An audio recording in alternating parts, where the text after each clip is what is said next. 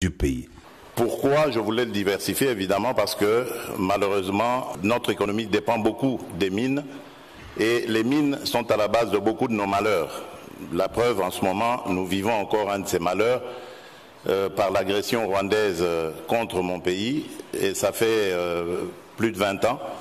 Je fais une parenthèse justement parce qu'il fallait que j'en parle. J'ai entendu beaucoup parler de l'agression russe en Ukraine, mais on oublie souvent celle qui a plus de 30 ans et qui est causée par un des voisins de la République démocratique du Congo. Et donc, pourquoi est-ce que nous faisons ce choix? Parce que moi, je l'ai titré comme ça par un slogan, la revanche du sol sur le sous-sol, pour sortir un peu de nos malheurs, parce que le sol a beaucoup de choses et peut-être même plus à offrir que le sous-sol. Et dans ce domaine, nous avons pointé plusieurs secteurs. Le secteur du manioc. Aujourd'hui, nous avons réussi à impliquer le manioc dans la fabrication du pain à hauteur de 10%. Cela nous a permis de faire des économies sur l'importation de blé, d'économies de l'ordre de 10 à 20 millions de dollars.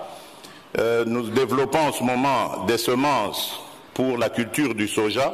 Vous savez que le soja est très important pour lutter contre la malnutrition, mais également pour servir d'aliment pour le bétail.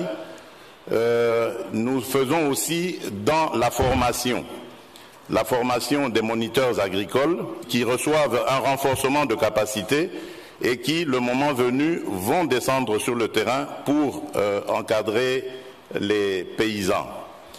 Aussi, nous avons mis un accent sur la mécanisation. Aujourd'hui, nous sommes en mesure de dire quels sont nos besoins dans ce domaine.